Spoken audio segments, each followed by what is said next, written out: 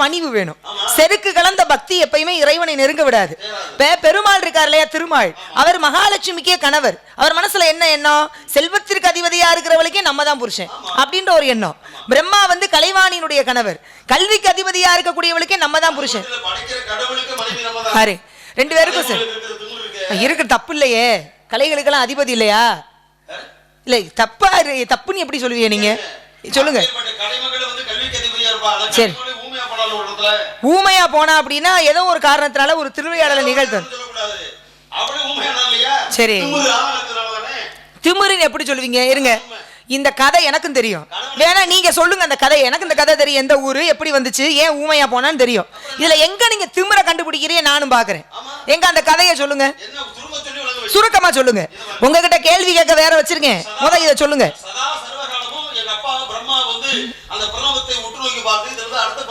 ஆமா ஆமா, உங்க அப்பாவுக்கு பிரணவம் தெரிஞ்ச லட்சணம் எங்களுக்கு தெரியாது என்ன? ஆனா எங்க ஏங்க சும்மா? ஆமா ஆமா நடிச்சீங்க, சொல்லிக்கிறது அதுதான், அதே தான் நீங்களும் கடைபிடிக்கிறீங்க. தெரியாட்டியும் அப்புறம் தெரியாத மாதிரி பேசிட்டு அப்புறம் தெரியாத மாதிரி நடிச்சேன்.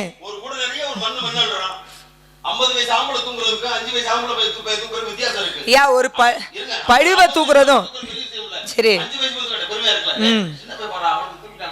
3 வயசு பிள்ளைக்கு, இந்த 3 வயசு பிள்ளை 3 வயசுல என்ன தெரியும்? ஆனா 3 வயதுல தாய் தகப்பனை பார்த்தாலாம கோபுரத்தை பார்த்து பிள்ளை அழுகுது. ரொம்ப சிறு வயதிலேயே ஞானம் கிடைத்து தோடுடைய செவியன் விடைமேல் ஏறின்னு பாட்டு பாடுது. ரொம்ப சிறிய காலத்திலேயே மிகப்பெரிய ஆலயங்களுக்கு சென்று நமக்காக தேவாரம் அப்படின்ற 3, ஏன்னா திருக்கடை காப்பு, திருப்பாட்டு, தேவாரம் 3 இருக்கு. அதுல ஒரு நூலையே நமக்கு கொடுத்திருக்காரு. ஆனா திருநாவுக்கரசர் எடுத்துக்கங்க, 79 ஆண்டுகள், 79 வயது வரைக்கும் இறையை உணரவே இல்லை. அவர் இருந்த சமயம் சைவத்தையும் அவர் நாடல. அப்ப அறிவும் பக்தியும் இறைவனுடைய அருளும் வயதை பொறுத்து இல்ல, அதுக்கான நேரம்னு ஒண்ணு வரணும். அப்ப அது தானா வரும். சொல்லுங்க. சமயங்கள் 6. ஆமா, நான் கௌமாரம் முருகனை வணங்குறேன். சைவம் சிவபெருமான். ஆமா, சைவத்துக்கு தலைவரே அவர் தானே. சரி,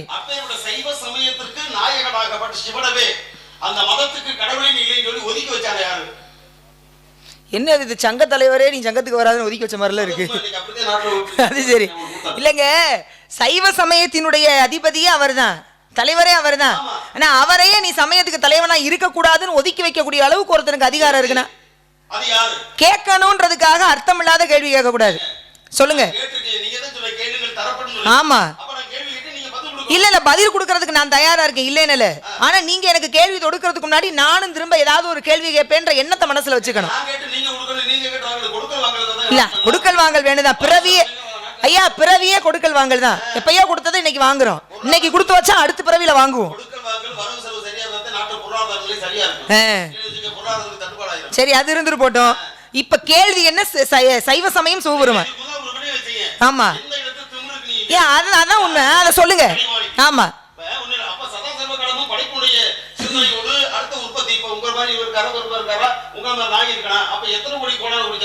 இவர் எப்படி படைக்கலாம் என்ற ஆழ்ந்த சிந்தனை இருக்கும் பொழுது யதார்த்தமா இந்த அம்மா என்ன பண்ணாங்க, புருஷன் தானேன்னு சொல்லி அந்த இடத்துல 6ஆம் தலைப்பு கண்ணை பத்தி விளையாடுற மாதிரி நடிச்சாங்க. அப்ப சொல்றாரு, இல்லப்பா இடத்துல எனக்கு முக்கியமான வேலையா இருக்கு, அப்ப எடுக்கணுமா இல்லையா? மறுபடியும் இவங்க வந்து எண்ணங்கள், அதாவது விளையாட்டு நடந்துகிட்டு இருக்காங்க. கொஞ்சம் கோவப்பட்டார், கோவப்பட்டு கையெழுத்து வரையா இல்லையா அப்படின்னு பொழுது என்ன ஒண்ணும் இல்ல சொல்லு கதை இருக்கடா. அப்ப கோபப்பட்டாரு, என்ன பண்ணாரு, நான் சொல்லிக்கிட்டே இருக்கேன், நீ விளையாட்டுத்தனமா பண்ணிட்டே இருக்க. சரி, அப்ப கணவன் மனைவி உடல் இருக்கும்போது யதார்த்தமா அதுக்கு ஒரு நேரம் இல்லையா, நான் என்னுடைய வேலையை பார்க்கணும் சொல்லி கோபப்படும் பொழுது மீண்டும் என்ன பண்ணாங்க, திமிரா அந்த இடத்துல உங்களுக்கு காட்டாங்க. திமிரா நீங்களா உங்க வார்த்தையை புகுத்த கூடாது. என்ன நடந்துச்சோ புராணம் என்ன சொல்லுது அதை மட்டும் சொல்லு. கணவன் கட்டுப்படுவாங்க தானே. சரி, சொல்றாருல சரி, வேலையில இருக்கமா கொஞ்சம் ஒதுங்கி போன போகுது. கோபப்பட்டது யாருங்க? எங்க அப்பா. சரி, சில கதையை சொல்லி முடிக்க அப்புறம் பேசுவோம். சரி வாங்க. அர்த்தம் இல்லாம கோபப்படுறதுக்கெல்லாம் கோபப்பட வச்சதுன்னு சொல்லாதீங்க.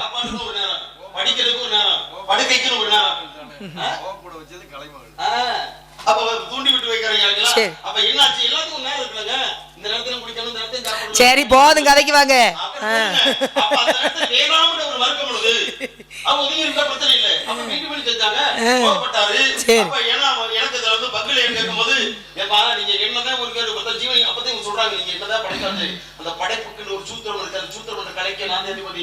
நான் எல்லாம் உங்களால ஒண்ணும் பண்ண முடியாது. அது மட்டும் கிடையாது, நீங்க படைக்கக்கூடிய அந்த ஜீவன்களை பேச வைக்கிறது நான் தான் அப்படின்னு கொஞ்சம் திமிரு அப்பதான் ஏற்படுது. நான் இல்லைன்னா இல்லைன்ற மாதிரி. அப்படியா? அப்ப படைப்புக்கும் கல்விக்கு அதிபதியா இருக்கிற கலைமணம் உனக்கு திமுறா, நீயே போ ஊமை அப்போ அப்படின்னு சாபத்தை கொடுத்தாரு. இந்த மாதிரி கதையெல்லாம் அது என்னைய சொல்ற மாதிரியான கதையெல்லாம் வந்து நல்லா பேசுவீங்க அக்கனையா. அப்பா சரி சரி சரி, சாபம் வாங்கினாங்க. அதன் பிறகு நீங்க யாருடைய அருளால எங்க பாடுனாங்க? இந்த மறுபடியும் ஈசனை நோக்கி வந்தபோதுதான் குறிஞ்சி நெல்லிவனத்திலே அதுதான் இன்றைய கலைவாணி அம்மை சிவனை நோக்கி தவமிருந்து பாடி ஊமையாக இருந்து மறுபடியும் வாணியம்மை பாடுவதற்கு ஒரு வாய்ப்பு கிடைத்ததான் வாணியம்மை பாடி என்பது மருவி இன்று வேலூர் பக்கத்தில் வாணியம் பாடி என்ற ஊர் உருவானது. சரி, நல்ல காரணம். ஒரு அழகான தலத்தினுடைய வரலாறு. இந்த உலகத்துல நிறைய இருக்கக்கூடிய ஒவ்வொரு திருத்தலங்கள் நமக்கு நிறைய கோயில்கள் தெரியறது கிடையாது. அந்த கோயில்களுக்கெல்லாம் மிகப்பெரிய மூல காரணமான ஸ்தல வரலாறுகள் இருக்கு. அதெல்லாம் படிக்கும் பொழுது நமக்கே ரொம்ப நெகிழ்வூட்டக்கூடியதாக இருக்கு. அதான் உண்மை.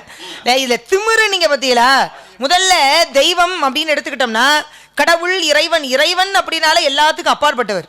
ஆசை பாசங்கள்ல இருந்து மும்மலங்களுக்கு அப்பாற்பட்டவன். அதனாலதான் அவனுக்கு விமலன் விமலன்னு பேரு. நாயகன் விநாயகன் என் பேரு. தனக்கு மேல் நாயகர் இல்லாதவன் போது அதான் விநாயகர்னு பேரு. அதே போல விமலன் அர்த்தம் மலங்களே அற்றவன் அர்த்தம். அதனாலதான் விமலன் அவனுக்கு பேரு. ஆனா இது எதனால் அப்படின்னா ஏதோ ஒரு காதல், ஒரு அன்பால உருவான ஒரு ஒரு அழகான ஒரு காட்சி. இதுல கோவப்பட்டு அந்த அம்மாவை ஊமையாக்கணும்ன்ற அவசியமே இல்லை. அந்த அம்மா பேசுறது இவருக்கு பொறாமையா கூட இருந்திருக்கலாம். சொல்லுங்க, பொதுவாகவே புருஷனுக்கு பொண்டாட்டி கொஞ்சம் அதிகமா பேசினா நம்மளை விட அதிகமா பேசுறாளேன்ற எண்ணம் மனசுல இருக்கும். அதுவும் உங்க அப்பாவுக்கு இருந்துச்சோ என்னமோ. சரி இருக்கட்டும். ஆனா நீங்க கேள்வின்ற இடத்துக்கு வந்திருக்கீங்க பாருங்க. சைவ சமயத்தினுடைய தெய்வம் அப்படின்னா சிவன் தான். ஆனா அந்த சிவனையே சைவ சமயத்தை விட்டு ஒதுங்கிரு அப்படின்னு அப்படி ஒதுக்கி வைக்கக்கூடிய அளவுக்கான அதிகாரம் யாருக்கு வந்தது? இப்ப சைவம்னு எடுத்துக்கிட்டோம் அப்படின்னா பொதுவா 2 சமயங்கள் தான் அப்ப இருந்து இப்ப வரைக்கும் பிரச்சனையாகவே இருக்கு. ஒன்று சைவம், இன்னொன்று நீங்க வைணவம். பெருமாளை கும்பிடக்கூடியவர், நெற்றியில திருமணிட்டு இருக்கீங்க, ராமம் அணிஞ்சிருக்கீங்க. ஆக அப்பேற்பட்ட பெருமாள்னு எடுத்துக்கிட்டோம்னா அவருக்கு அப்படின்னு அவரை வணங்கக்கூடிய அடியார்கள் அப்படின்னா யார சொல்லுவீங்க? எத்தனை ஆழ்வார்கள்? 12 ஆழ்வார்கள். இந்த நாயன்மார்களுக்கு ஆழ்வார்களுக்கு என்ன வித்தியாசம் அப்படின்னா, இப்ப நாயன்மார்களை தவிர வேற யாரையும் நாயன்மார்னு சொல்ல மாட்டோம். சொல்ல முடியுமா? 63 பேரே தான். ஆனா ஆழ்வார்கள் அப்படி இல்லை. 12 ஆழ்வாரை தவிர ஆழ்வார் பட்டம் வாங்கினவங்கன்னு தனியா இருக்காங்க. என்ன காரணம் இருக்காங்கல்ல? சரி, இப்ப நான் கேட்கிறேன், பெருமாள் வந்து நிறைய அவதாரங்கள் எடுத்திருக்காரு. குறிப்பாக சொல்லணும்னா தச அவதாரம் அப்படின்னா பெருமாளுக்குரிய அவதாரம். அதிலும் 4 யுகத்திலையும் 2 இதிகாசத்திலுமே பெருமாள் வர்றாரு. ஆமா, ராமாயணத்திலையும் சரி மகாபாரதத்திலையும் சரி. ராமாயணத்துல என்னவாக வராரு? ஸ்ரீராமராக. பாரதத்துல கண்ணனாக. 2 இடத்துலயும் 2 அவதாரம் எடுக்கிறாரு. நான் உங்களை கேட்கிறேன், ராமாயணத்துல யாருக்காக தன்னுடைய விஸ்வரூப தரிசனத்தை காட்டினாரு? மகாபாரதத்துல யாருக்காக தன்னுடைய விஸ்வரூப தரிசனத்தை காட்டினார்? மனிதனாக ராமனாக வாழ்ந்ததும் கண்ணனாக வாழ்ந்ததும் நமக்கு தெரியும். எங்க அப்படியே பிரம்மாண்டமாக தன்னுடைய உருவத்தை, அந்த சக்கராயுதங்கள், அவர் பஞ்சாயுத கதாநாயகன். ஆமா, சங்கு சக்கரம் வாளு வில்லு அதோட அப்படியே அழகா காட்சி கொடுக்குறது. ஆமா,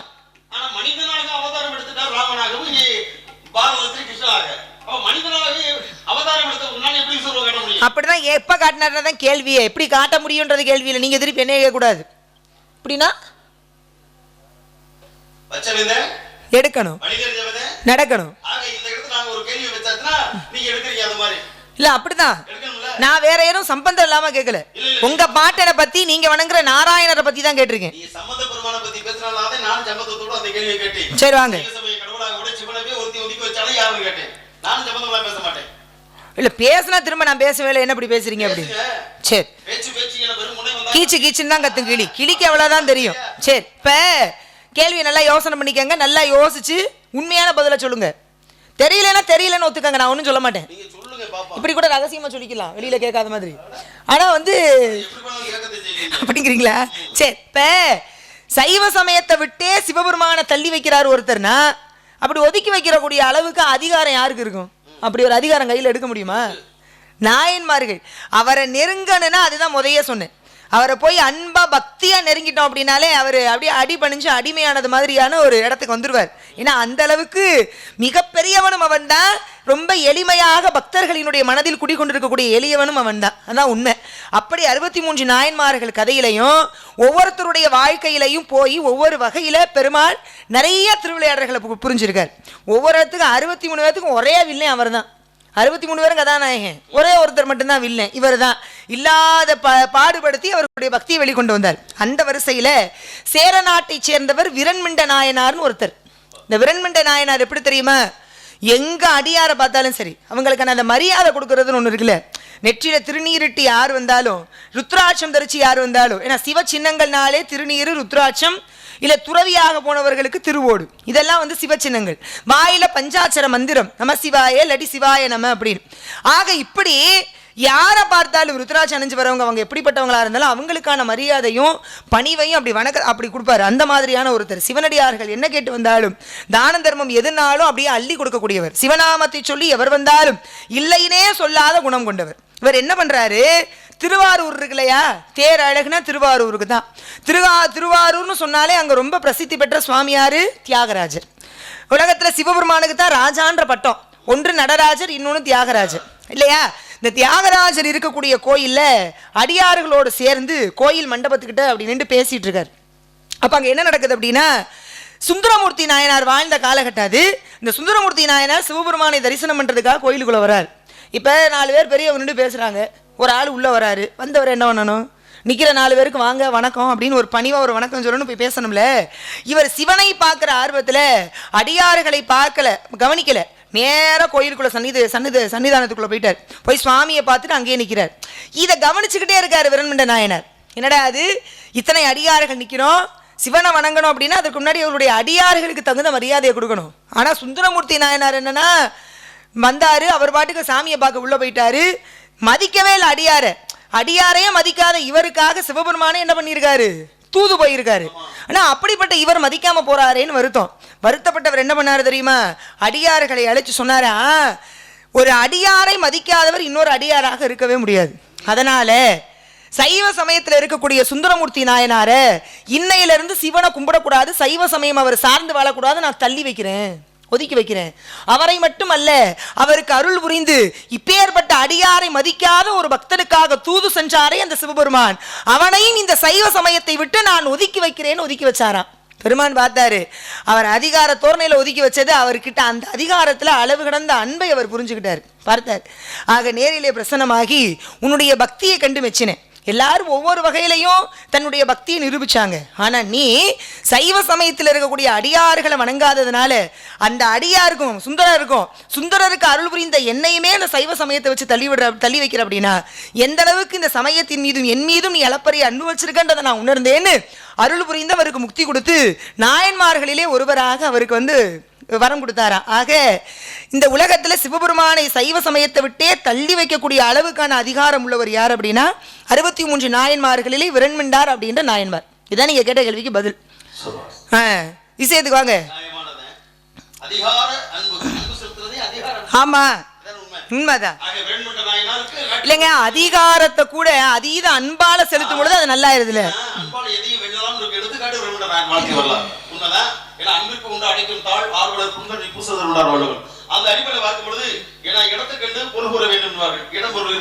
இருங்க, விஸ்வரூப தரிசனம் அறிவில சொல்லுங்க. மகாபாரதத்திலேயே ராமாயணத்தை 2 பேர் காட்சி கொடுத்தாரு. எப்படி அப்படின்னு கேட்டீங்கன்னா, கதை பெருசு, காரணம் சொல்லிடுவோம். ராமாயணத்திலே ராமனுக்கு ராவணனுக்கு போர் முடிஞ்சு போச்சு. போர்க்களத்துல நிறைய பேர் குத்துயிரமா கொலையுமாக பாதிக்கப்பட்டு நிறைய பேர் இறந்து கிடக்குறாங்க. மனம் தோய்ந்த கவலையோடு ராமபிரான் என்ன பண்ணார், காலை நீட்டி இவ்வளவு பேர் உயிர் பலியாகிறதுக்கு நம்ம எல்லாம் ஒரு காரணமாயிட்டோம்னு சொல்லி மனம் உட்கார்ந்துருக்காரு. மாலை பொழுது அந்தி சாயும் பொழுது போர்க்களத்துல மேற்கு திசையிலிருந்து நிழல் சாய்ந்தவருக்கு தெரியும் இல்லையா, அப்ப திடீர்னு அவர் காலை நோக்கி ஒரு பெண்ணுடைய நிழல் வருது, பெண்ணுடைய உருவம் வருது. இந்த பெண்ணுடைய உருவம் நம்ம காலுடைய நிழல் கூட நம்ம காலை தொட்டக்கூடாது சொல்லி கால் அப்படி கூச்சப்படுத்து உள்ள இழுத்துக்கிட்டாரு. கிட்ட அந்த அம்மா வந்துட்டாங்க. பார்த்தா யாரு கேட்டா ராமனுடைய மனைவி வண்டோதரி. அப்ப கேட்கிறாங்க, வண்டோதரி அம்மா, ஒரு நாட்டை ஒரு மன்னன் வென்றுட்டா அப்படின்னா அந்த நாட்டு மக்கள், சொத்து பத்து, அவருடைய மனைவி எல்லாமே சகலமும் அவருக்கு அடிமை. இப்ப நீங்க நினைச்சா என்னை உங்களுக்கு பதியாக்கிக்கலாம், துணையாக்கிக்கலாம்.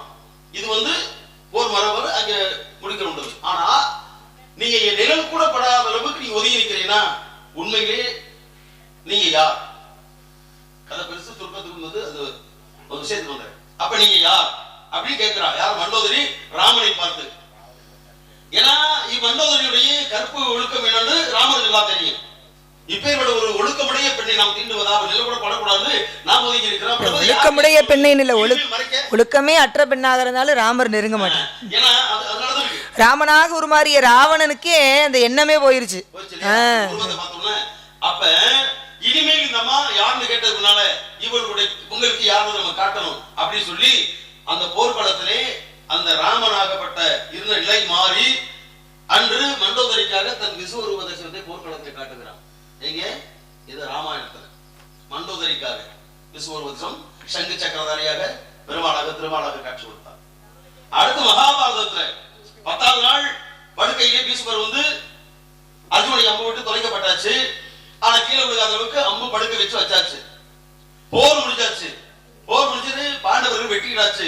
என்ன உயிர் போல. ஏன்னா பீஷ்மர் நினைச்சா தானே அவர் உயிர் போகும். அப்படி ஒரு வரவா இருக்காரு இல்லையா? அப்ப என்ன சொல்றாரு, எல்லாம் தர்மர் கூட பாண்டவர்கள் நேரம் போறாங்க. ஏய் தாத்தா இன்னும் சாகல, உயிர் போராடிட்டே இருக்காரு. அவர் உயிர் இருக்கும் போதே நம்ம தர்ம நெறிய அவருடைய புத்திமதி அறிவுரையில வாங்கிக்கிறோம், ஆசீர்வாதம் வாங்கிட்டு வந்துருவோம் வாங்க சொல்லி எல்லாரும் போறாங்க. போய் 5 பேர் நிக்கிறாங்க. தாத்தா வணங்குறாங்க. அப்படி பார்த்து தலையசிக்கிறாரு. எல்லாம் முடிஞ்சாச்சு, எங்களுக்கு அறிவுரை சொல்லணும் தாத்தா, இனிமேல் ஆட்சி அதிகாரங்கள் எல்லாம் அப்படி இருக்குது, இது எப்படி நாங்க நாட்டை ஆளணும் அப்படின்ற ஒரு வரைமுறை தாத்தா சொல்லும் போது புத்திமதி கேட்கும் பொழுது கக்கன்னு தண்ணறியாம கும்பல சிரிச்சுட்டா. யாரானா பாஞ்சாலி. பாஞ்சாலி சிரிச்ச உடனே தர்மன் உள்விட்டு எல்லாரும் கோபம். நாம தாத்தாவை கேட்டுக்கிட்டு இருக்கோமே, சிரிச்சுட்டு இருக்காருன்னு சொல்லி கோபப்பட்டாங்க. பீஷ்மருக்கும் ஒரு கோபம் இல்ல, அப்படியே கோபம் கலந்த ஒரு பார்த்துட்டே இருக்காரு. ஏன் சிரிச்சேன்னு தர்மன் கேட்கிறாரு. ஆமா பெரிய மனுஷன் இவர் பீஷ்மரு துரோணரு கிருபரு வீட்டுல சகல பேர் இருக்கும் போது சபையில தூக்கி முடிஞ்சாங்களே, அப்படி உரிய முடிஞ்ச பொழுது வேடிக்கை தானே பார்த்தாங்க. இவர்கிட்ட போய் எந்த நியாயத்தை நீதி நீங்க கேட்கறீங்க எதிர்பார்க்கறீங்க அப்படின்னு சொல்றாரு. அது சொல்ற நியாயம் தானே. ஏன்னா நீ பெரிய மனுஷன் தடுத்து பாத்துக்கலாம் இல்லையா, கேட்கலையே அப்படின்னு அவங்க கேட்கிறாங்க. அப்ப கேட்கும் பொழுது தர்மன் ஒண்ணும் சொல்ல முடியல. பீஸ் மட்டும் போது கேள்வி பீஸ் மனசு துடிக்குது. அப்பதான் சொன்னாரு, இப்போதைக்கு நான் புத்தி சொல்வதற்கு அறிவுரைகளுக்கு நான் தகுதி வந்தேன். எப்படி கேட்கிறாரு. சேராத இடத்தை சேர்ந்து செஞ்சோட்டு கிடந்திருக்க மஞ்சத்தில் விழுந்தானே கருவன், அதை போல அன்னைக்கு நான் சபையிலே தடுத்து இருக்கும் போது நிறுத்தல. அதுக்கு என்ன காரணம் அப்படின்னா, இந்த உடம்புலே இருக்கக்கூடிய உணவு அத்தனையும் துரியோதனால் அடங்கப்பட்டது. ஒரு அவனுக்கு போட்ட உட்படுத்தி வளர்ந்தனால அவனுடைய அதிகாரத்தின் மேல் இருக்கிறதுனால நான் வாய் திறக்க முடியல. இன்னைக்கு அர்ஜுனன் கையால் அடிபட்டு போர்க்களத்திலே என் உடம்புல இருந்த அத்தனை குருதி ரத்தமும் வெளியேறிச்சு. இப்பொழுது துரியோதனுடைய அந்த உப்புரவோடு சொல்றமே, அது ஒரு சுடு துளி கூட கிட்ட கிடையாது. இப்பொழுது என்னுடைய உடல் புனிதமானதாயிருச்சு. இப்ப நான் புத்திமதி சொல்ல கடமைப்பட்டவன் அப்படின்னும் பொழுது, கண்ணா இதை பத்தி நீ என்ன நினைக்கிற அப்படின்னு சொல்லும் பொழுது பீஷ்மர் பாக்குறாரு. கண்ணா நீயுமா அந்த இடத்துல என் நிலை தெரியாத உனக்கு, நீ சகலம் அறிந்தவன் இல்லையா அப்படின்னும் பொழுது, உண்மைதான். அப்ப என்னுடைய நிலை என்ன அப்படின்னு உனக்கு தெரிஞ்சிருந்தும் நீ காட்டலையா அப்படின்னு சொல்லும் பொழுதுதான் அந்த இடத்துல பீஷ்மருக்காக தன்னுடைய விஸ்வரூப தரிசனத்தை கிருஷ்ண பரமாத்மா காட்டினார். திருமாலார். இது மகாபாரதத்துல. ராமாயணத்துல மண்டோதரிக்காகவும் மகாபாரதத்துல பீஷ்மர் விஸ்வரூப தரிசனம் காட்டினார். இது பதிலா இல்ல, இதுதான் பதிலான்னு கேட்டேன். பதிலான இழுக்க பதிலான்னு ஏன்னா இறைவன் வந்து யாருக்கு அவ்வளவு சுலபமாக அடங்காதவன். ஆனா சகாதேவனுக்கு ரொம்ப எளிமையாக அடங்கினார். விஷ்ணு சகஸ்ரநாம மந்திரத்தை ஒன்னொன்னா சொல்ல சொல்ல சொல்ல பல ரூபம் எடுத்த கண்ணனால பல ரூபத்தோடு வாழ அப்படியே இருக்க முடியல. பல ரூபமும் ஒரு ரூபமாக மாறி மனதிற்குள் போய் தங்கினான் இல்லையா. அவ்வளவுதான். அவனை எப்படி அணுகணும்ன்ற அந்த அணுகுமுறை தெரியாம தான் எல்லாரும் தவிக்கிறாங்க. சரி, நல்ல காரணம், நல்ல பதில், சரியானது. அன்று சகாதேவனுக்கு அந்த விஷ்ணு சகஸ்ரநாமத்தை சொன்னவனே யாரு? பீஷ்மர் தானே. அந்த வகையில இப்படி பார்க்கும்போது சரி, தூத்திக்கிறணும், சாத்திக்கிறணும், பயிர் செய்யணும், தண்ணீர் வேணும், வெளிச்சம் வேணும். பருவமடைந்த பெண்ணுக்கு தேவை பாதுகாப்பும் ஒழுக்கமும். ஆமா ஆமா. பனி இருக்கும் போது என்ன பண்றது சொல்லுங்க, படுத்து தூங்கணும். சரி, வந்ததை அதுக்கு தானா? என்னன்னு நினைச்சேன் அப்பவே. நாரத மகரிஷி காரணம் இல்லாம கலகக்காரர் இங்க வர்றதுக்கு வாய்ப்பு இல்லையேன்னு. என்னன்னு இல்ல அப்படி நினைக்கல, ஒரு காரணம் இல்லாம நீங்க இங்க வரமாட்டீங்கன்னு தெரியும் எனக்கு. இல்ல என்னுடைய திருமணத்துல உங்களுக்கு என்ன அப்படி அக்கறை? நீங்க அவ்வளவு நல்ல மனுஷனா இல்லையே நீங்க. அதானே அக்கறை. அது சரி, நல்லா சக்கரை மாதிரி இனிக்க பேசுவீங்க. கேட்டா அக்கறைன்னு வேற சொல்லிக்கிறீங்க. மாப்பிள்ளை பாட்டு வந்தேன் நீங்க இல்லையா? மாப்பிள்ளை பேரு ஊரு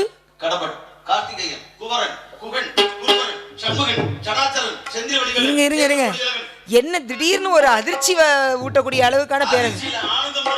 ஆனந்தம் எனக்கு வரலையே. என்னங்க, நான் அனுதினமும் வணங்குற முருகன் தான் எனக்கு மணவாளன்னா எப்படி ஆனந்தம் வரும்? கண்கண்ட தெய்வம், கணவனே கண்கண்ட தெய்வம் இல்லைங்க, கணவன் தான் கண்கண்ட தெய்வம். சரி, என்ன நினைக்கிறேன்? முருகனை நினைக்கிறேன், நானே ஏத்துக்கிறேன், அதை ஒத்துக்கிறேன். என் மனதார என் மனமெல்லாம் முருகன் தான் குடிக்கொண்டிருக்காரு, இல்லைன்னு சொல்லலையே. அது பக்தி. நீங்க பக்தியையும் காதலையும் போட்டு குழப்பிக்கிறீங்க. எங்க ஆண்டாளோட பக்தி காதலாக இருந்தது, அது வேற. ஏன் பக்தி அப்படி இல்ல, அவரை வணங்கினா போதும் நினைக்கிறேன். என்ன மறைக்கிறேன்? அதெல்லாம் கிடையாது. என்ன நினைக்கிறோன்னு அதை சொல்லக்கூடிய அளவுக்கு தைரியம் எனக்கு இருக்கு. ஆனா மணவாளனா என்ன ஐயா, திருமணம் என்பது நான் எடுக்க வேண்டிய முடிவு. என் வாழ்க்கையில நீ இப்படித்தான் இருக்க, நீங்க என்ன எனக்கு சொல்றீங்க? நீங்க சொல்லாதீங்க ஐயா. நல்லா இருக்குன்னு நினைச்சீங்கன்னா என் மனசுக்கு அவரை பிடிக்கல கட்டி வைக்காதீங்க. வேற ஐயா, அவரை பிடிக்கலன்னு யாருமே சொல்ல மாட்டாங்க. இந்த உலகத்துல இருக்கிற எல்லாருக்கும் அவரை பிடிக்கும். அவ்வளவு அழகு, ஞானத்தினுடைய தெய்வம், அறிவு கடவுள்னா அவர் தான். அவர்கிட்ட என்ன வேண்டணும்ன்ற அளவுக்கு நமக்கு அறிவு பத்தாதான் ஐயா. நான் அவரை சரணாகதி அடைஞ்சா போதும் நினைக்கிறேன். நீங்க சமமா நிக்க வச்சு பார்க்கன்னு ஆசைப்படுறீங்க, அது ஒரு பொழுது நடக்காது. எனக்கு பிடிக்கல, கிளம்புங்க. அப்புறம் நான் நல்லா சொல்லிக்கிட்டே இருப்பேன். அப்புறம் கொஞ்ச நேரத்துல அப்புறம் என் பேச்சுவார்த்தை வேற மாதிரி யாரும் பாத்துக்கோங்க. அவங்க குடும்பத்துக்கு நமக்கும் ஒத்து வராது. ஏனாங்கிறேன் ஐயா, அவங்க அப்பால இருந்து அம்மா வந்து அந்த லட்சணம்லாம் எனக்கு நல்லா தெரியும். குடும்பமா அது. அப்புறம் எதுக்கு ஏன் பொண்ணு பார்க்க வந்தீங்க? நாங்க கேட்டோமா இல்ல உங்களை கூப்பிட்டோமா? நீ நல்லா இருக்க, என் இடத்துக்கு வந்துட்டு ஏன் சம்மதத்தை வாங்காம ஏன் அப்பா அம்மா நீங்க குறை வேற சொல்லுவீங்களா? ஐயா, அந்த தாமரையில தான் முருகருடைய அவதாரமே நிகழ்ந்தது. நீங்க கொஞ்சம் கூட முன் யோசனை இல்லாம, எனக்கு ஏற்கனவே கல்யாணம் ஆயிருச்சுல, அந்த நீங்க எனக்கு பொண்ணு பார்க்க வந்த விஷயம் அவ கொண்டாடி தெரியுமா?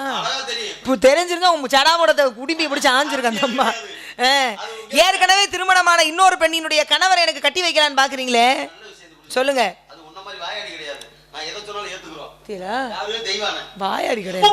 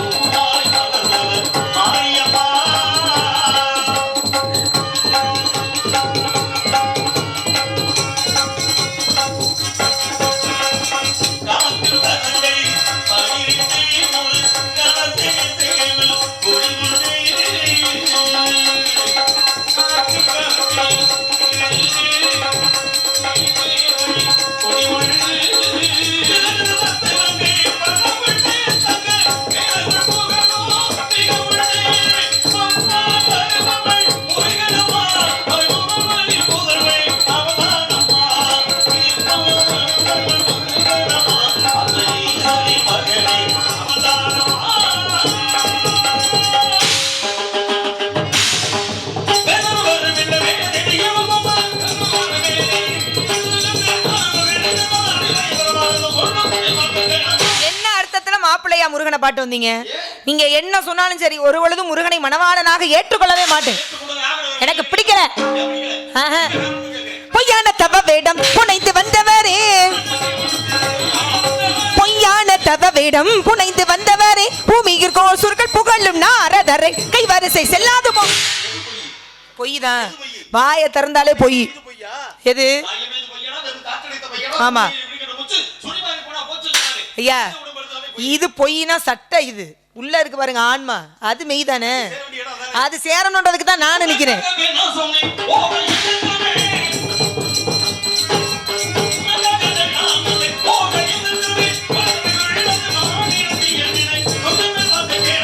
எனக்கு பறிந்து கொண்டு இசைக்க வந்தது போதும் போங்க,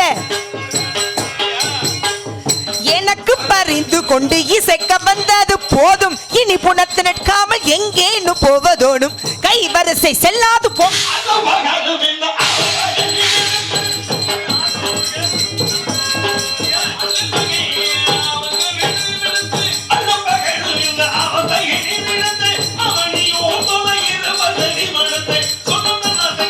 முட்டி கொடுப்பதுங்கள் கோத்திரத்தின் முறையா? கூட்டி கூட்டி கூட்டி கூட்டி கூட்டி கூட்டி கூட்டி கொடுப்பதுங்கள் கோத்திரத்தின் முறையா? ஓட்டமா சொல்ல வந்து உமக்கென்ன அக்கறையா? கைவரிசை செல்லாது.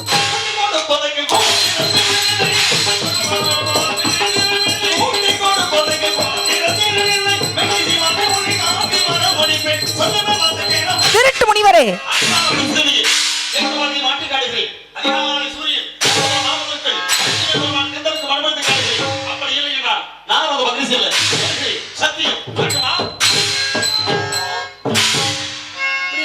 இப்படிதான் பார்க்கணும். உங்களை தலை நிமிர வச்சிருக்கேன். ஒரு வழியா சாமி போயிட்டாங்க.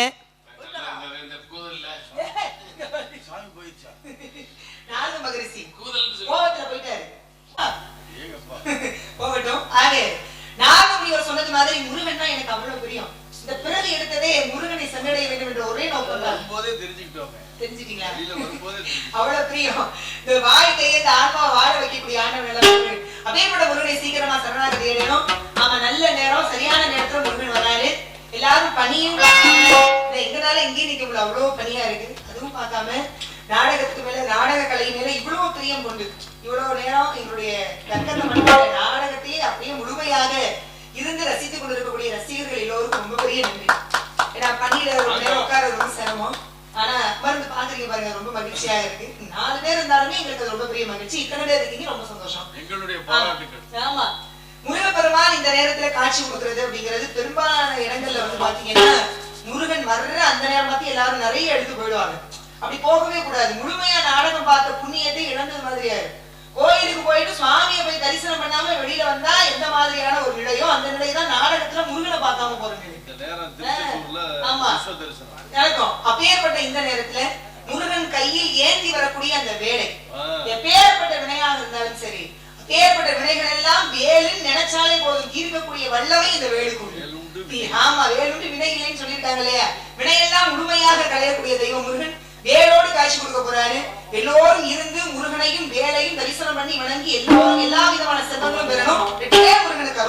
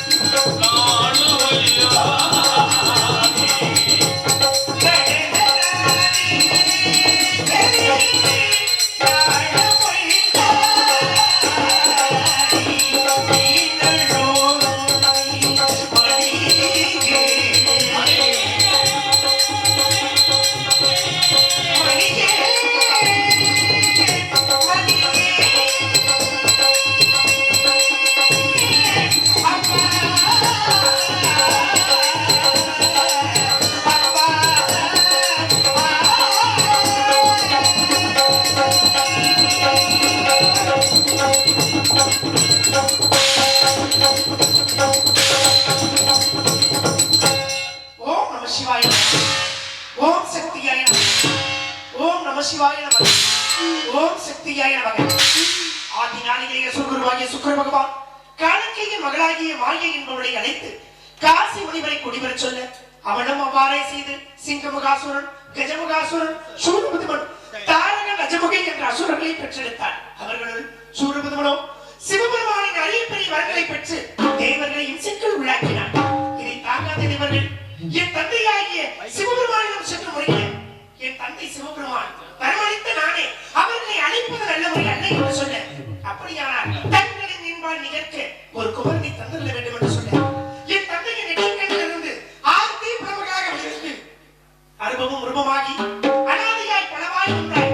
பிரம்மமாய் என்ற ஜோதி விளம்புதொரு மேனியாக கருணைக்குள் முகங்கள் ஆறும் கொண்டு ஒரு திருமுருகனாகி அடியவரித்தேன்.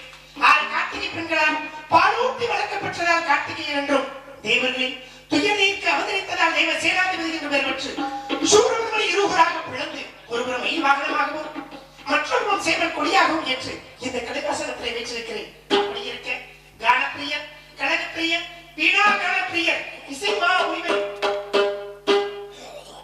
வருகின்ற தருகிறது. அன்னவருக்காக காத்திருக்கும் சில நேரம் முருகா முருகா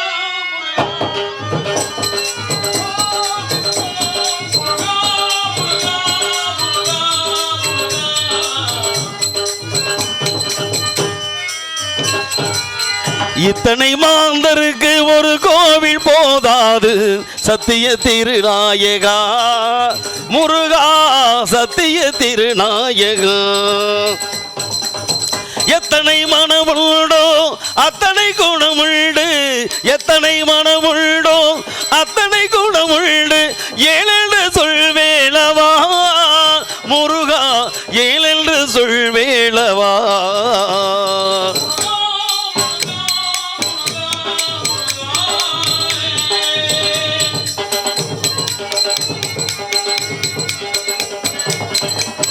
படைத்தாளும் உயிர்களுக்கு குருபீடமே பெருமான தாசையே சிலரில் பலிபீடமே.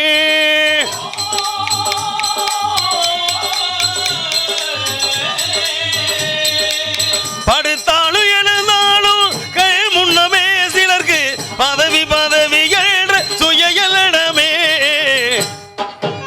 இத்தனை மாந்தருக்கு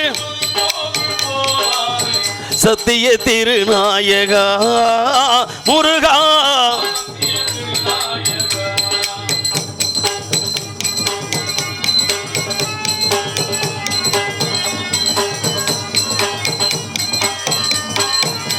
பாவிகள் சொல்லருண்டு இல்லத்திலே அப்பாவிகள் பலருண்டு நம் படைப்பிலே.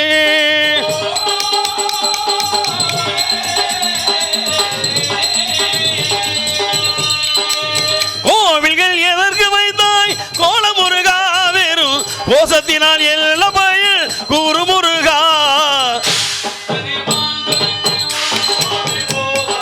என் மனவானில் சிறகு வெறிக்கும் வண்ண பறவைகளே என் கதையை கேட்டால் உங்கள் சிறகுகள் தன்னால் மூடிக்கொள்ளும். கலகலகலவென துள்ளி கொதித்திடும் சின்னஞ்சிறுகளையே என் நிலையை கேட்டால் உங்கள் துள்ளல் தானாய் அடங்கிவிடும். உங்களை போல சிறகுகள் விரிக்க நானும் ஆசை கொண்டேன். சிறகுகள் என்றே வானத்தில் பறந்து தினம் தினம் திரும்பி வந்தேன். ஒரு பாட்டு போதுமோ எடுத்து கூறவே இதயம் தாங்குமோ நீ கூறு. என் மனவானில் சிறகு விரிக்கும் வண்ணப் பறவைகளே என் கதையை கேட்டால் உங்கள் சிறகுகள் தன்னால் மூடிக்கொள்ளும். தித்திக்கும் தேனமதம் முருகா. வணக்கம் ஐயா. ஐயனே மூன்று லோகங்களுக்கும் சென்று கவிபாடும் மனமிக்க வீணாகன பிரியனே முருகா. ஞானத்தின் கீதமே கீதத்தின் ஒளியே தங்களையும் வருக வருக என்று இசையின் வரிகளால் தங்களை வரவேற்க வேண்டும் என்று ஆவல் கொண்ட நான் தங்களுக்கு முதலில் வரவேற்பளித்தேன்.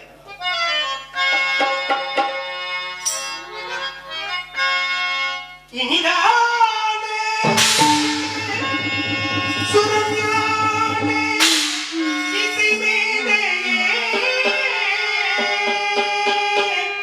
இசை மேதையே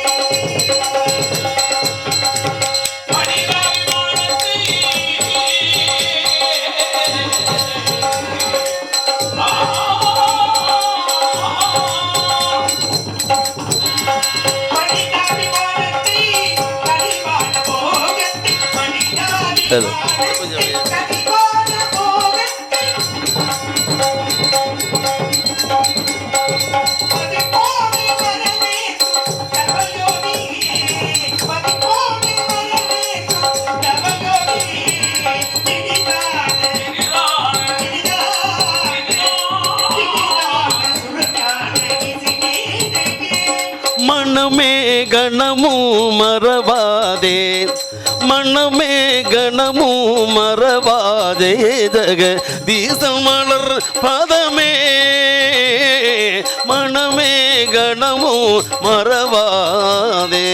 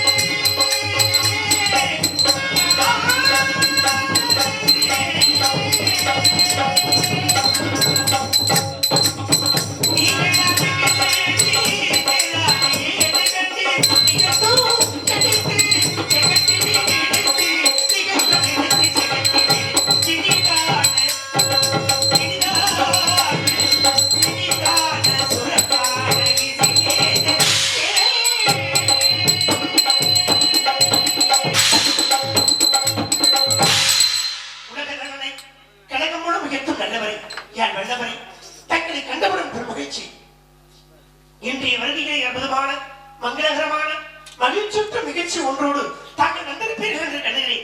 இருப்பினும் அற்புதமான கேட்க வேண்டும் என்ற அற்புதமான ஒரு வரவேற்பு. ஆறுமுக பெருமான் திருவாய் மலர்ந்து அடியனை பாடி பொழுது வரவேற்றமைக்கு முதல் நன்றி. நன்றிதனை தெரிவித்து நாரதன் கூறக்கூடிய கருத்து என்னவென்றால், மும்மூர்த்திகளையும் முறையோடு கண்டு வணங்கி முன்னவன் மூத்தவன் முழு முதற்பர் கணபதியை தொழுது கந்தப்பெருமானை வணங்க வேண்டும் என்ற எண்ணம் கொண்டு ககனமார்க்கமாக பூலோகத்தை நோக்கி வரும்பொழுது வேள்விமலை சாரலின் அடிவாரத்திலே சிற்றூர் வனத்தில் கண்டேன் ஒரு அழகிய கனி. அந்த கனியை கண்ட மாத்திரத்திலே என்னை அறியாமல் கந்தா அர்ப்பணம் என்று கூறிவிட்டேன். பார்த்தது நாரதமுடி சுப்பிரமணி, அதுதானே பழனி பழனி பழனி. இனி ஒரு வீடு உண்டோ என்று உலகமெல்லாம் எதிர்பார்க்கக்கூடிய பெருமையான கனி அது. இதான் கூறுகிறேன் முருகா. மகாகணிக்கும் தேன்கதலி வல்கணிக்கும் மேலிருக்கும் ஒரு பொங்கனியை கண்டு மனம் பூரித்தேனால் கனிந்தேன்.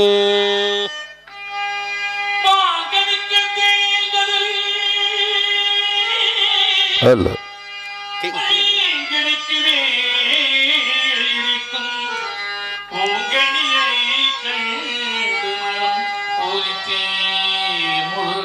ஐயா முருகையா குமரா முருகா முருகா முருகா. அக்கணியை இக்கணவே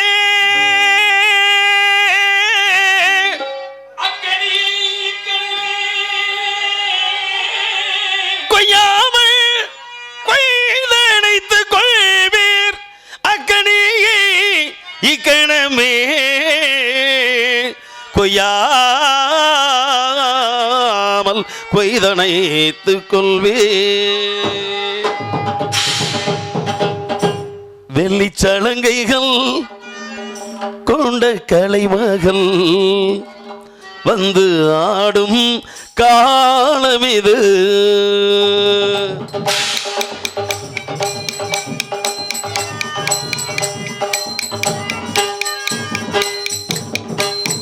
வெள்ளிச்சலங்கைகள் கொண்ட கலைமகள் வந்து ஆடும் காலம் இது. இவள் நாடும் தரும் சுக சுரங்கள் எந்தன் தேவி உங்கள் சமர்ப்பணங்கள். வெள்ளிச்சலங்கைகள் கொண்ட கலைமகள் வந்து ஆடும் காலம் இது.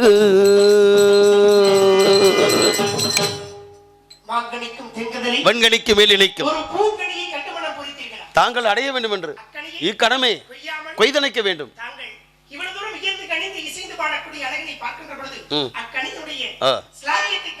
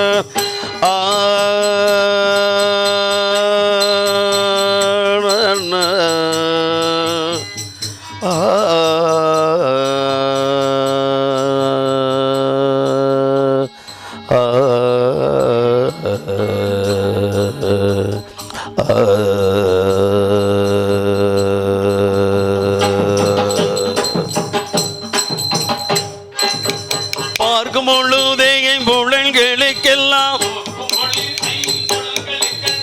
நோக்கும் பொழுதே புலன்களுக்கெல்லாம் நோக்கும் பொழுதே புலன்களுக்கெல்லாம் நோக்கும் பொழுதே புலன்களுக்கெல்லாம் சுவை தரும் கனிகே கனிகே கனிகே அது பண்ணி 5 புலங்களுக்கும் அது சுவை தரும். ஆமையா, பார்க்கலாம், கேட்கலாம், நுகரலாம், புசிக்கலாம், அனுபவிக்கணும். இப்படி 5க்கும் தருகின்ற பொழுது இந்த பறவைகள் மட்டும் ஏன் இப்படி பறந்தொழுகிறது என்பது பச்சைகள் கைதாயிட்டே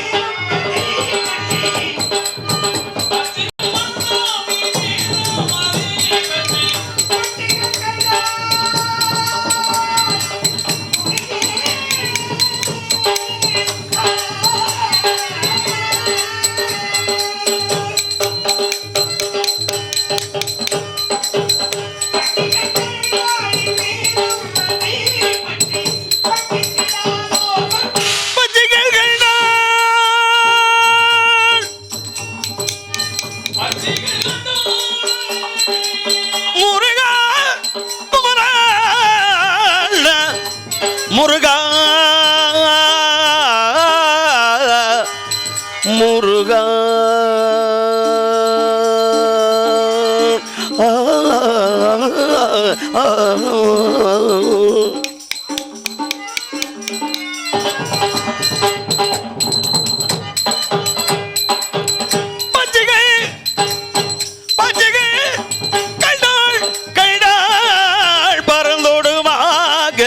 பச்சமுடனே செல்வீர் செல்வீர் செல்வீர் செல்வீர் செல்வீர் முருகா கிட்டி ஒட்டி தட்டி பார்க்கின்ற சிக்கப்பட்டு சிறகு வானமாடி ஆமா நாகமணம் போன்ற பறவைகளை பார்த்து பறந்து விடுவதனால் வேற என்ன ஒண்ணு முருகா, இந்த 3 படத்துல பாடு பெரும்பாடா இருக்கு. மனம், வாக்கு, காயம் என்ற 3 கணங்களுக்கும் எட்டாத உயரத்தில் கனி இருக்கிறது. ஆனால் உங்களுக்கு அது எட்டும். பிடிங்க பிடிங்க 3 பிடிங்க. காலத்தில் அலையாது காலிலும் கலந்து ஆதியில் கவிதை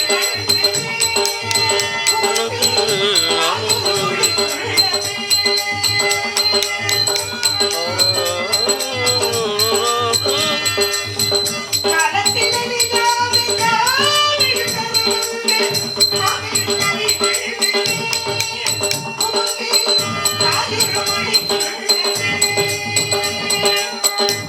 காலிலும்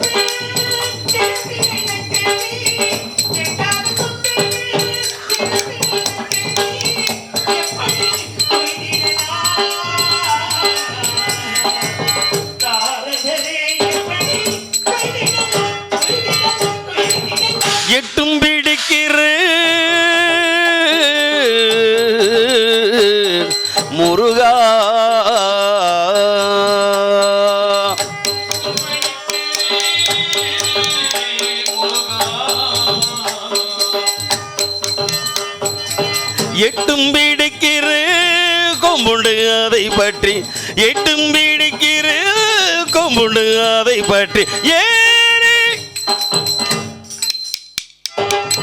ஏறி ஏறி ஏறி ஏறி ஏறி பறித்திடலாம் பறித்திடலாம் பறித்திடலாம்.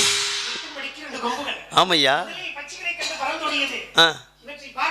பொழுது கேளுங்க.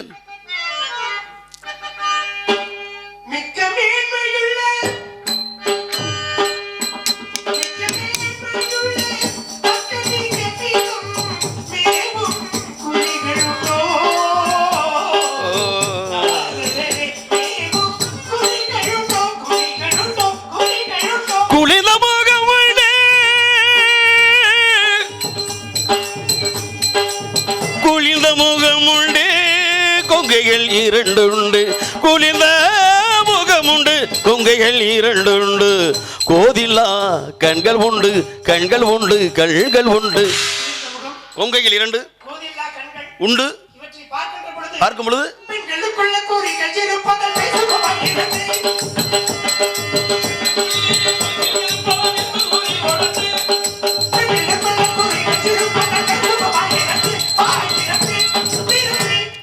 பெண்களுக்கெல்லாம் சுமை தருமே அந்த பைகிழி வாதிருந்தால் பெண்களுக்கெல்லாம் சுமை தருமே அந்த பைகிழி வாதிருந்தால் வாதிருந்தால் திறந்தால். ஆமா, அவள் சப்த ஸ்வரங்களை உள்ளடக்கி பாடுவதை பார்த்தால் அந்த கலைமகளே நேரடியாக வந்தது போல் காட்சி கொடுக்கும். வீணை மீட்டி பாடுவாள். அவள் சுந்தரவள்ளி. ஆமையா, மனமுடிக்க வேண்டும். இப்படியே தான் சொல்ல வேண்டும். இப்படி போய்விடக்கூடாது. பாதைகள் மாறின பயணங்கள் மாறிவிடும் அல்லவா? அதனாலே நீங்கள் உருவத்தை மாற்ற வேண்டும். கருமாறி மகன் உருமாறி செல்ல வேண்டும். காரிய கைகூடும். காரணம், சாதி அபிமானம் சன்னியாசி கொண்டு என்பார்கள். அவள் வசிப்பது வேடுபகுலம். அவளுக்காக தாங்கள் ஒரு வேடனாக உருவெடுத்து ஒரு மானை தேடி செல்வது போல் சென்று காதல் வழக்குகள் புரிந்து திருமண குலத்தை காட்ட வேண்டும். ஆமையா, உங்களுக்காக இந்த பணியிலையும் படாத பாடுபட்டாவது தேட கிடைக்காத திரவியமாக எங்கே செல்லாலும் யோசித்து பார்த்து கொண்டிருக்கிறேன். வருகிறேன் வருகிறேன் வருகிறேன். மும்மாலையோடு வருகிறேன். ஏற்றுக்கொள்கிறேன்.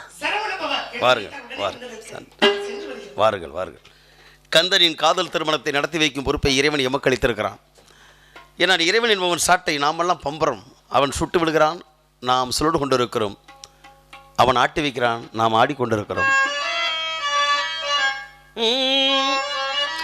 ஆட்டுவித்தாய் யாரொருவள் ஆடாதாரே கண்ணான் ஆசை என்னும் தொட்டினிலே ஆடாதாரே கண்ணா.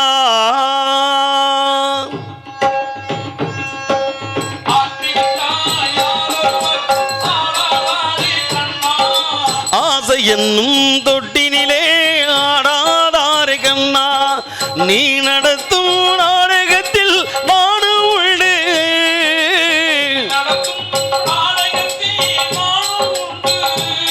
உள்ளிடலில் கூட அனுபவத்தில் சோகன் உண்டு. பகைவர்களை நானுமே வீணறிவினாலே, ஆனால் நல்மனிதம் தோற்றுவிட்டேன் பாதத்தாலே. நல்மனிடம் தோற்றுவிட்டேன் பாசத்தாலே.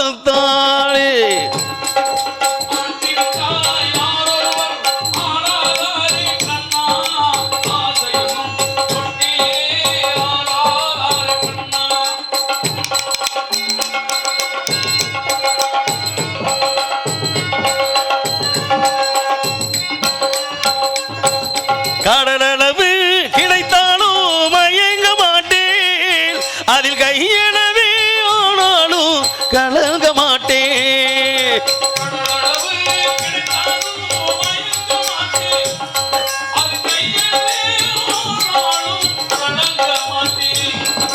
உள்ளத்திலே உள்ளதுதான் உலகம் கண்ணா,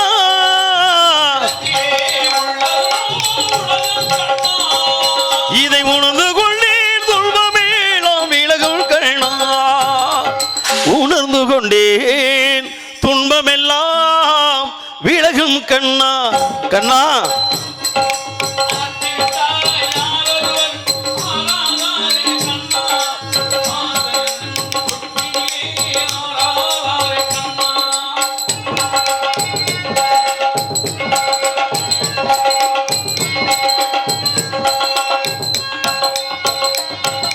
பாஞ்சாலி உள்ளிடத்தில் சேலை கேட்டாள் அந்த பார்த்தனவை உள்ளிடத்தில் கீதை கேட்டாள் பகவத்கீதை கேட்டாள்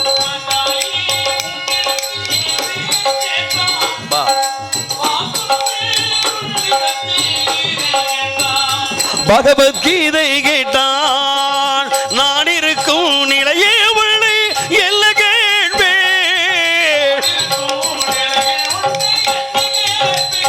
இன்னும் நன்மை செய்து துன்பமாகும் உள்ளோ கேட்பேன் நன்மை செய்து துன்பமாகும் உள்ளும் கேட்பேன்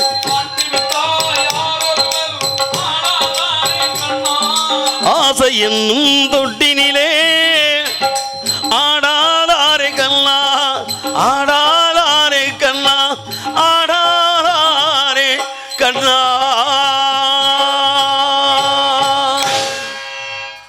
நன்றி நன்றி நன்றி ஆட்டு வித்த கண்ணன் அழைத்தால் வருவான் என் குரலுக்கு என்றாலே காரணம் மனிதனுடைய உடம்பு நிலை இல்லாதது அதற்குள் ஏதாவது ஒரு வகையிலே சாதனை உடைக்க கற்றுக்கொள்ள வேண்டும் ஏனென்றால் வெண்கலம் உடைந்து விட்டால் வேணுமென்று பேணுவர் மண்கலம் உடைந்து விட்டால் மடியில் வைத்து பேணுவர் இந்த நன்கலம் உடைந்து விட்டால் நாறு வெண்டு போடுவர் வெண்கலம் ஒரு பித்தளை பானை இருக்குது லேசு வாசா நெளிஞ்சு போச்சுன்னா மறுபடியும் வேணும் தூக்கிப்பா அதுவாப்பா போம்டா தினேசு அது பணியில் போட்டு வைப்பா அப்படின்னு சொல்லி வேணும் பாதுகாப்பாக வைப்போம் மறுபடியும் பயன்படும் மண்கலம் இந்த மண்பானை என்பது லேசாக கீரை விழுந்தால் தண்ணி வச்சிருக்க முடியாது ஆனால் அது வீணாக போகுது நமக்கு தெரியும் இருந்தாலும் அதையும் நம்மால் பயன்படுத்தப்பட மாட்டேன் மேலே வாப்பாட்டை தட்டிப்பிட்டு அதை கோழிக்கு அடகாக்கிறதுக்கு கூட வச்சுருவான் மண்பானையை ஆனால் அந்த மனித